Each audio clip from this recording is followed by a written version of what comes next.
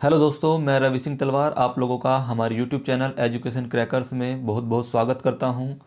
और आज मैं विज्ञान के 30 अति महत्वपूर्ण प्रश्नों की शानदार श्रृंखला नंबर 2 लेकर आपके सामने उपस्थित हुआ हूं, जिसके सभी प्रश्न पिछली विभिन्न परीक्षाओं में पूछे गए हैं और आने वाली परीक्षाओं में पूछे जाने की भी प्रबल संभावना है।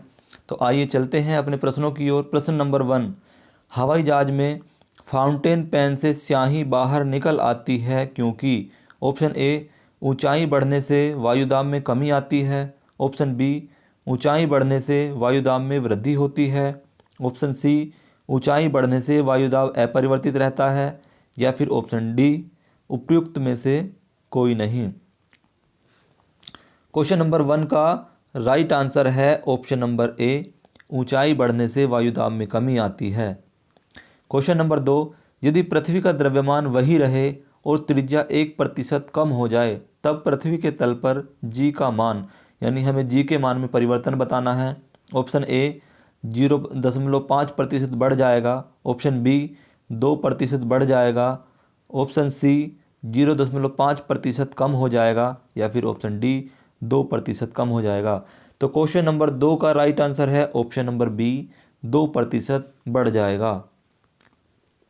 क्वेश्चन नंबर 3, ऊंचाई की जगहों पर पानी 100 डिग्री सेल्सियस के नीचे के तापमान पर क्यों उबलता है।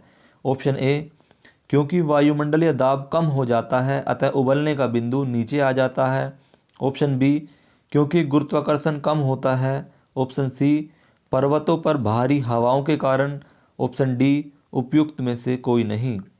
क्वेश्चन नंबर सी का राइट आंसर है ऑप्शन नंबर ए, क्योंकि वायुमंडलीय दाब कम हो जाता है अतः उबलने का बिंदु नीचे आ जाता है।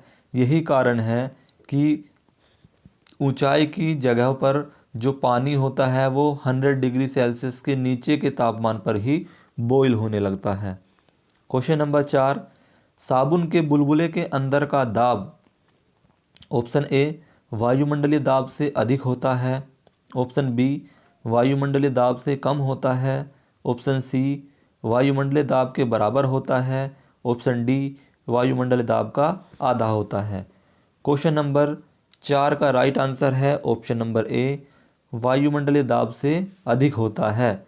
साबुन के बुलबुले के अंदर का जो दाब होता है वो वायुमंडलीय दाब से अधिक होता है। क्वेश्चन नंबर 5, हम दलदली सड़कों पर क्यों फिसलते हैं। ऑप्शन है ऑप्शन ए, गुरुत्वाकर्षण बल के कारण। ऑप्शन बी, आपेक्षिक वेग के कारण। ऑप्शन सी, घर्षण की कमी के कारण। या फिर ऑप्शन डी, घर्षण की अधिकता के कारण। क्वेश्चन नंबर 5 का राइट आंसर है ऑप्शन नंबर सी, घर्षण की कमी के कारण। क्योंकि घर्षण की स्थिति में ही हम चल पाते हैं और जब घर्षण कम होता है तो हम फिसलना शुरू हो जाते हैं। तो ऑप्शन नंबर डी है, घर्षण की अधिकता के कारण तो हम चल पाते हैं और जब घर्षण कम हो जाता है यानी घर्षण की कमी आ जाती है तो हम जो है फिसल कर गिर सकते हैं। तो दलदली सड़कों पर जो है घर्षण कम होता है, इसलिए हम आसानी से वहाँ पर चल नहीं पाते हैं। तो क्वेश्चन नंबर 5 का राइट आंसर है ऑप्शन नंबर सी, घर्षण की कमी के कारण। क्वेश्चन नंबर 6, जब बैरोमीटर का पारा अचानक गिर जाए तो यह किस बात का द्योतक है। ऑप्शन ए, गर्म मौसम का। ऑप्शन बी, सर्द मौसम। ऑप्शन सी, आंधी या झंझावात की संभावना। या फिर ऑप्शन डी, शुष्क मौसम। क्वेश्चन नंबर 6 का राइट आंसर है ऑप्शन नंबर सी, आंधी या झंझावात की संभावना। यानी जब बैरोमीटर का पारा अचानक से गिर जाता है तो इसका मतलब वह इशारा करता है आंधी या झंझावात की संभावना का।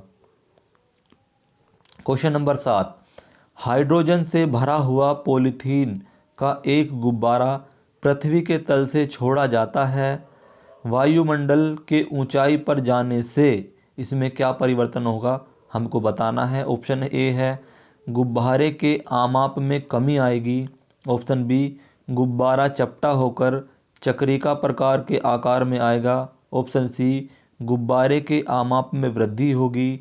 या फिर ऑप्शन डी, गुब्बारे का आमाप व आकार पहले की तरह ही समान रहेगा। तो क्वेश्चन नंबर 7 का राइट आंसर है ऑप्शन नंबर सी, गुब्बारे के आमाप में वृद्धि होगी। क्वेश्चन नंबर 8, प्रेशर कुकर में खाना कम समय में पकता है क्योंकि। ऑप्शन दिए गए हैं। ऑप्शन ए, अधिक दाब के कारण उबलते पानी का ताप कम हो जाता है। ऑप्शन बी, चारों ओर से बंद होने के कारण वायु का प्रभाव नहीं पड़ता। ऑप्शन सी, अधिक दाब के कारण उबलते पानी का ताप बढ़ जाता है। या फिर ऑप्शन डी, पानी का वाष्पन कम होता है। क्वेश्चन नंबर 8 का राइट आंसर है ऑप्शन नंबर सी, यानी अधिक दाब होने के कारण उबलते पानी का ताप जो है वो बढ़ जाता है। क्वेश्चन नंबर 9, सूर्य पर ऊर्जा का निर्माण होता है। ऑप्शन दिए गए हैं। ऑप्शन ए, नाभिकीय विखंडन द्वारा। ऑप्शन बी, नाभिकीय संलयन द्वारा। ऑप्शन सी, आयनन द्वारा। या फिर ऑप्शन डी, ऑक्सीजन द्वारा। क्वेश्चन नंबर 9 का राइट आंसर है ऑप्शन नंबर बी, नाभिकीय संलयन द्वारा सूर्य पर ऊर्जा का निर्माण होता है। क्वेश्चन नंबर 10, डायनेमो परिवर्तित करता है। ऑप्शन ए, उच्च वोल्टेज को निम्न वोल्टेज में। ऑप्शन बी, विद्युत ऊर्जा को यांत्रिक ऊर्जा में। ऑप्शन सी, यांत्रिक ऊर्जा को विद्युत ऊर्जा में। या फिर ऑप्शन डी, वोल्टेज को निम्न वोल्टेज को उच्च वोल्टेज में। क्वेश्चन नंबर 10 का राइट आंसर है ऑप्शन नंबर सी, यांत्रिक ऊर्जा को विद्युत ऊर्जा में। डायनामो होता है जो जनरेटर के आगे लगा हुआ होता है, और हम जैसे ही जनरेटर को चलाते हैं तो जनरेटर जो है डायनामो को घुमाने लगता है, यानी यांत्रिक ऊर्जा हम उत्पन्न करते हैं, और डायनामो जैसे जैसे घूमता है वो उस यांत्रिक ऊर्जा को विद्युत ऊर्जा में बदल देता है, और जिससे हम अपने घर के इलेक्ट्रॉनिक जो सामान हैं उनको चला सकते हैं। क्वेश्चन नंबर 11, प्रकाश वोल्टीय सेल के प्रयोग से सौर ऊर्जा का रूपांतरण करने में निम्न में से किसका उत्पादन होता है। ऑप्शन है हमारे ऑप्शन ए, प्रकाशीय ऊर्जा। ऑप्शन बी, विद्युत ऊर्जा। ऑप्शन सी, उष्मीय ऊर्जा। या फिर ऑप्शन डी, यांत्रिक ऊर्जा। क्वेश्चन नंबर 11 का राइट आंसर है ऑप्शन नंबर ए, प्रकाशीय ऊर्जा। क्वेश्चन नंबर 12, जब हम रबड़ के गद्दे वाले सीट पर बैठते हैं या गद्दे पर लेटते हैं तो उसका आकार परिवर्तित हो जाता है, ऐसे पदार्थ में पाया जाता है। ऑप्शन है ए, गतिज ऊर्जा। ऑप्शन बी, स्थितिज ऊर्जा। ऑप्शन सी, संचित ऊर्जा। या फिर ऑप्शन डी, विखंडन ऊर्जा। क्वेश्चन नंबर 12 का राइट आंसर है ऑप्शन नंबर बी, स्थितिज ऊर्जा। क्वेश्चन नंबर 13, निम्नलिखित में से किसमें गतिज ऊर्जा नहीं है। ऑप्शन ए, चली हुई गोली। ऑप्शन बी, बहता हुआ पानी। ऑप्शन सी, चलता हथौड़ा। या फिर ऑप्शन डी, खींचा हुआ धनुष। क्वेश्चन नंबर 13 का राइट आंसर है ऑप्शन नंबर डी, खींचा हुआ धनुष। खींचे हुए धनुष में गतिज ऊर्जा नहीं है क्योंकि अभी वह चला नहीं है। जैसे ही धनुष को हम छोड़ देते हैं तो वह गतिमान हो जाता है और उसमें भी गतिज ऊर्जा हो जाती है। क्वेश्चन नंबर 14, जब एक चल वस्तु की गति दुगनी हो जाती है तो उसकी गतिज ऊर्जा यानी उसकी गतिज ऊर्जा पर क्या प्रभाव पड़ेगा, यह हमको बताना है। ऑप्शन दिए गए हैं। ऑप्शन ए, दुगनी हो जाती है। ऑप्शन बी, 4 गुनी हो जाती है। ऑप्शन सी, समान रहती है। या फिर ऑप्शन डी, 3 गुनी बढ़ जाती है। क्वेश्चन नंबर 14 का राइट आंसर है ऑप्शन नंबर बी, 4 गुनी हो जाती है। क्वेश्चन 15, निम्नलिखित में से कौन सा नियम इस कथन को वैध ठहराता है कि द्रव्य का न तो सर्जन किया जा सकता है और न ही विनाश। ऑप्शन है। ऑप्शन ए, ऊर्जा संरक्षण का नियम। ऑप्शन बी, लासातेलिए का नियम। ऑप्शन सी, क्रिया प्रतिक्रिया का नियम। या फिर ऑप्शन डी, परासरण का नियम। क्वेश्चन नंबर 15 का राइट आंसर है ऑप्शन नंबर ए, ऊर्जा संरक्षण का नियम। क्वेश्चन नंबर 16, स्वचालित वाहनों में द्रव चालित ब्रेक का इस्तेमाल वस्तुतः किस नियम का सीधा अनुप्रयोग है? ऑप्शन है ऑप्शन ए पास्कल का नियम, ऑप्शन बी टोरिसेली का नियम, ऑप्शन सी आर्किमिडीज का सिद्धांत, या फिर ऑप्शन डी न्यूटन का नियम।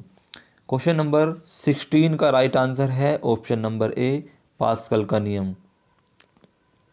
क्वेश्चन नंबर 17, कोई साइकिल सवार किसी मोड़ में घूमता है तो वह क्या होता है बताना है हमको। ऑप्शन दिए गए हैं, ऑप्शन ए बाहर की ओर झुकता है, ऑप्शन बी अंदर की ओर झुकता है, ऑप्शन सी आगे की ओर झुकता है, या फिर ऑप्शन डी बिल्कुल नहीं झुकता।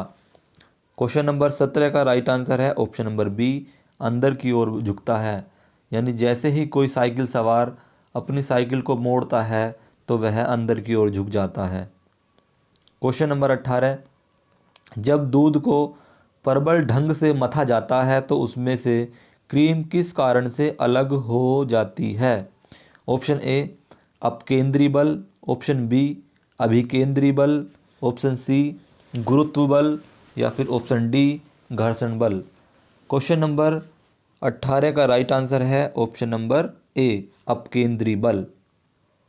क्वेश्चन नंबर 19, चंद्रमा पर वायुमंडल नहीं होने का क्या कारण है? ऑप्शन ए यह पृथ्वी के निकट है, ऑप्शन बी यह सूर्य से प्रकाश प्राप्त करता है, ऑप्शन सी यह पृथ्वी की परिक्रमा करता है, या फिर ऑप्शन डी इस पर गैस अणुओं का पलायन वेग उनके वर्ग माध्य मूल वेग से कम होता है।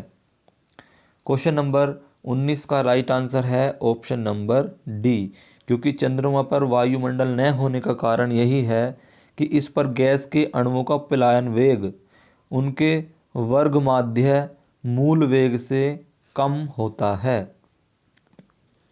क्वेश्चन नंबर 20, जेट इंजन किसके संरक्षण के सिद्धांत पर काम करता है? ऑप्शन ए ऊर्जा के, ऑप्शन बी द्रव्यमान के, ऑप्शन सी रैखिक संवेग के, या फिर ऑप्शन डी कोणीय संवेग के। क्वेश्चन नंबर 20 का राइट आंसर है ऑप्शन नंबर सी रैखिक संवेग के। यानी जेट इंजन जो होता है वह रैखिक संवेग के सिद्धांत पर कार्य करता है। क्वेश्चन नंबर 21, जब एक पत्थर को चांद की सतह से पृथ्वी पर लाया जाता है तो ऑप्शन ए इसका द्रव्यमान बदल जाएगा, ऑप्शन बी इसका भार बदल जाएगा परंतु द्रव्यमान नहीं, ऑप्शन सी भार और द्रव्यमान दोनों बदल जाएंगे, या फिर ऑप्शन डी न द्रव्यमान और न ही भार बदलेंगे। तो क्वेश्चन नंबर 21 का राइट आंसर है ऑप्शन नंबर बी इसका भार बदल जाएगा परंतु द्रव्यमान नहीं। तो आपको यहाँ पर एक बात हमेशा ध्यान रखनी है, किसी भी वस्तु का भार बदल सकता है लेकिन उसका द्रव्यमान कभी नहीं बदलता। क्वेश्चन नंबर 22, किसी लिफ्ट में बैठे हुए व्यक्ति को अपना भार कब अधिक मालूम पड़ता है? ऑप्शन ए जब लिफ्ट त्वरित गति से नीचे आ रही हो, ऑप्शन बी जब लिफ्ट त्वरित गति से ऊपर जा रही हो, ऑप्शन सी समान वेग से नीचे आ रही हो, ऑप्शन डी समान वेग से ऊपर जा रही हो। तो क्वेश्चन नंबर 22 का राइट आंसर है ऑप्शन नंबर बी जब लिफ्ट त्वरित गति से ऊपर जा रही हो तो लिफ्ट में बैठे हुए व्यक्ति को अपना जो भार है उस स्थिति में सर्वाधिक लगेगा, और जब लिफ्ट त्वरित गति से नीचे आती है तो लिफ्ट में बैठे व्यक्ति को अपना भार शून्य लगता है। क्वेश्चन नंबर 23, सरल लोलक का आवर्तकाल ऑप्शन ए द्रव्यमान के ऊपर निर्भर करता है, ऑप्शन बी लंबाई के ऊपर निर्भर करता है, ऑप्शन सी तापक्रम के ऊपर निर्भर करता है, या फिर ऑप्शन डी समय के ऊपर निर्भर करता है। क्वेश्चन नंबर 23 का राइट आंसर है ऑप्शन नंबर बी लंबाई के ऊपर निर्भर करता है, क्योंकि जितना ही सरल लोलक की लंबाई होगी वह एक चक्कर पूरा करने में उतना ही अधिक समय लगाएगा, इसलिए जो उसका आवर्तकाल होता है वह उसकी लंबाई पर निर्भर करता है। क्वेश्चन नंबर 24, लोलक घड़ियाँ गर्मियों में क्यों सुस्त हो जाती हैं? ऑप्शन ए, गर्मियों के दिन लंबे होने के कारण। ऑप्शन बी, कुंडली में घर्षण के कारण। ऑप्शन सी, लोलक की लंबाई बढ़ जाती है जिससे इकाई दोलन में लगा हुआ समय बढ़ जाता है। या फिर ऑप्शन डी, गर्मी में लोलक का भार बढ़ जाता है। क्वेश्चन नंबर 24 का राइट आंसर है ऑप्शन नंबर सी, लोलक की लंबाई बढ़ जाती है जिससे इकाई दोलन में लगा हुआ समय बढ़ जाता है। जैसा हमने आपको अभी पिछले क्वेश्चन में भी बताया था कि जैसे ही उसकी लंबाई बढ़ेगी तो उसको एक चक्कर पूरा लगाने में उतना ही अधिक समय लगेगा, यानी उसको ज़्यादा पथ तय करना पड़ेगा, जबकि सरल लोलक के आवर्तकाल का भार से कोई मतलब नहीं है। क्वेश्चन नंबर 25, पेंडुलम को चंद्रमा पर ले जाने पर उसकी समयावधि ऑप्शन ए, उतनी ही रहेगी। ऑप्शन बी, घटेगी।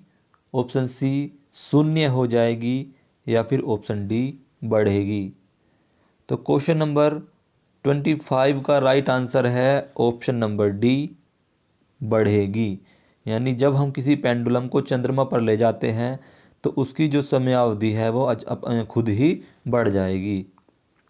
क्वेश्चन नंबर 26, तेल की एक छोटी बूंद पानी पर फैल जाती है क्योंकि। ऑप्शन ए, तेल की श्यानता अधिक होती है। ऑप्शन बी, जल की श्यानता अधिक होती है। ऑप्शन सी, तेल का पृष्ठ तनाव अधिक होता है। या फिर ऑप्शन डी, जल का पृष्ठ तनाव अधिक होता है। क्वेश्चन नंबर 26 का राइट आंसर है ऑप्शन नंबर सी, तेल का पृष्ठ तनाव अधिक होता है जिसके कारण तेल की एक छोटी बूंद पानी पर फैल जाती है। क्वेश्चन नंबर 27, साबुन द्वारा निर्मलन का क्या सिद्धांत है? ऑप्शन ए, पृष्ठ तनाव।